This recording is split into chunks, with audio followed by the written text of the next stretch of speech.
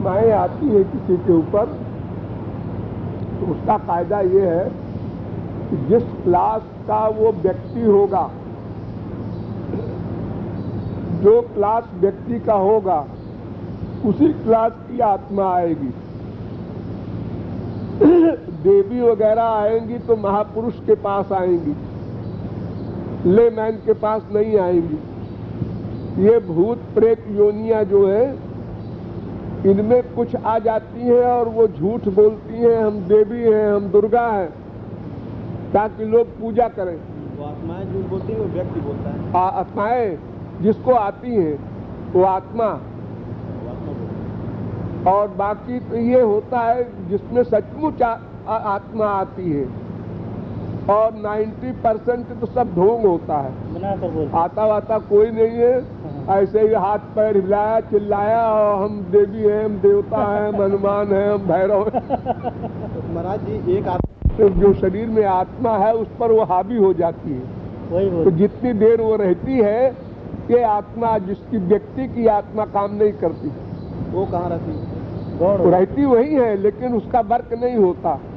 जो आत्मा आती है उसका वर्क होता है, उसी की बुद्धि, उसी का मन, उसी के वाणी, सब उसी का वर्क होता है। जितनी देर वो आत्मा रहेगी, आत्मा चली गई निकल के, अब वो आदमी अपनी बुद्धि से करेगा। उसको याद नहीं रहता हम क्या हुआ इतनी देर तक, वो कुछ नहीं, उसको क्या करेगा, वो तो मूर्छित है। लेकिन ये कहीं कहीं आत्मा आती है, बाकी सब जगह ढोंग है। लेकिन आत्मा जो आएगी, जिस क्लास का वो व्यक्ति है स्पिरिचुअल, उसी क्लास की आत्मा आएगी। वो सात्विक है तो सात्विक आएगी, राजस है तो राजस आत्मा आएगी। ऐसा नहीं हो सकता कि एक मायाबद्ध के ऊपर मायातीत पर्सनैलिटी आ जाए, ये नहीं हो सकता। तो जितने अंत्यज हैं, पासी, चमार, ज्यादा इन्हीं को देवी देवता आते हैं। मांसाहारी, घोर अंगूठा छाप। आते बाते किसी को नहीं, सब ढोंग कर। जो देवियां आती हैं, ये नौ देवियों में से आती हैं, कोई और हैं? 9 दुर्गा में से कोई दुर्गा उर्गा नहीं आती। इनको एक बेत लेकर के 10 बेत लगाओ तो चिल्ला पड़े कि हमको कोई नहीं है। ऐसे देवी देवता हैं।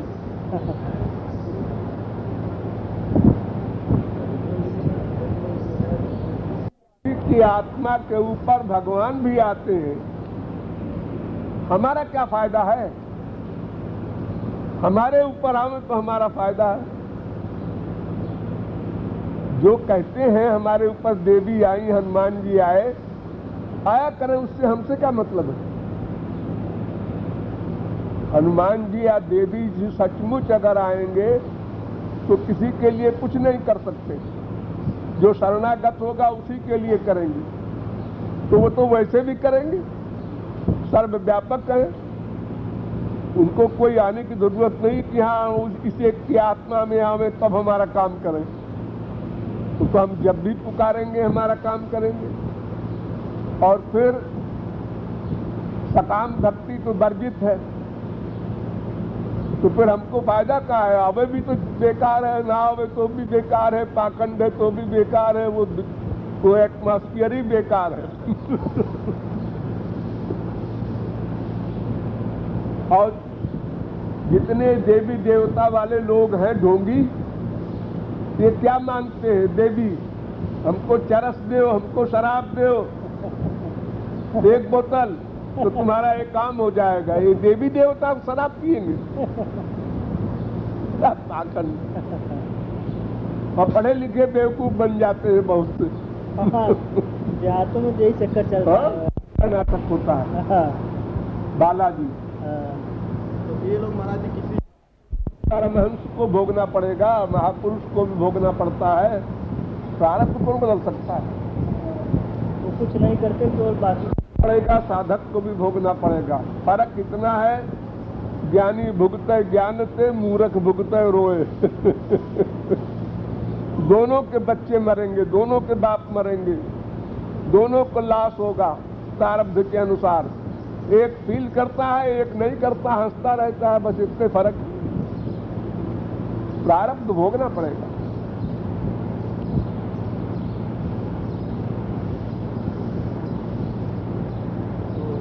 अच्छे कर्म से, भगवत भक्ति से ये आत्मशक्ति मिलेगी कि प्रारब्ध भोग में तुम अधिक दुखी नहीं होगे, आत्मशक्ति बढ़ जाएगी। जैसे एक छोटी सी बात हुई, हमारा बेटा बीमार हुआ, घबरा गया एक आदमी, अरे टाइफाइड हो गया है मर न जाए, टाइफाइड हो गया है मर न जाए। एक भक्त है, तत्वज्ञानी है, वो कहता है मरना वरना तो प्रारब्ध के अनुसार होगा, मरे मरेगा थोड़े ही, और मरना होगा बिना टाइफाइड के मर जाएगा। वो परेशान नहीं होगा। वो पहले से तय किए है कि जो कुछ हमारे पास है ये एक दिन में खत्म हो सकता है, बहुत बढ़ सकता है, पैसा हो चाहे संतान हो चाहे कोई हो, इसलिए ये हमारा है ही नहीं है। जब ममता ही काट दी तो बात खत्म। पड़ोसी मरा करे हमसे मतलब, पड़ोसी के लाश हुआ करे हमसे मतलब, ये भावना हो जाती है फिर तो फीलिंग नहीं होती।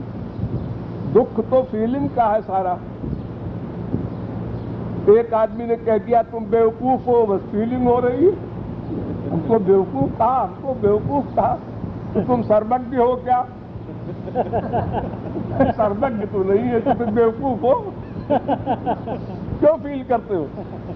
सही बात क्यों नहीं मान लेते? अरे एक सब्जेक्ट में भी कोई पूरा ज्ञान नहीं रखता। एक सब्जेक्ट में जिंदगी भर डॉक्टरी किया और फिर भी वो फेल हो जाता है। समझ में नहीं आ रहा कौन सा बुखार है। बच्चे को भी है। एक डॉक्टर कानपुर में थे, हार्ट के स्पेशलिस्ट, प्रोफेसर थे वहाँ मेडिकल कॉलेज में, हमारे सत्संगी खास थे। तो बता रहे थे कि महाराज जी एक बार हमने एक ऑपरेशन किया और वो मर गया। तो 5-6 डॉक्टर थे साथ में हमारे, हमने डिक्लेयर कर दिया डेड बॉडी और हम चले आए। 50 कदम आए तो ऐसा लगा जैसे आपने हमको पीछे से मारा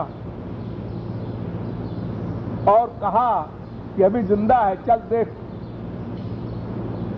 और मैं लौट के गया।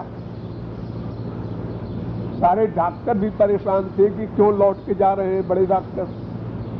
और हमने फिर उसको अपना नाटक थोड़ा बहुत जो हमारी पैथी में है वो किया हुआ पम और वो महाराज जी ऑफिस पे काम करता।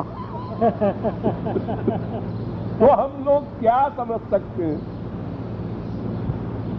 एक एक बीमारी, कैंसर है, ये अमुक बीमारी है, अमुक है, एड्स है, सब दुनिया के डॉक्टर लगे हैं रिसर्च में, फेल है, नहीं बता पा रहे हैं। तो जब एक सब्जेक्ट में कोई पूरा नहीं है तो सारे सब्जेक्ट में ऑलराउंडर कोई सर्वज्ञ हो, ऐसा कौन होगा? तो फिर सभी मूर्ख है। अरे भाई तुम डॉक्टरी में थोड़ी बहुत अकल रखते हो, इंजीनियरिंग में मूर्ख हो। लेकिन वो सुनना बुरा लगता है लोगों को, अल्पज्ञता है। थोड़ा विवेक से बार बार विचार करें कि ये फैक्ट को एडमिट करने में क्या बिगड़ता है।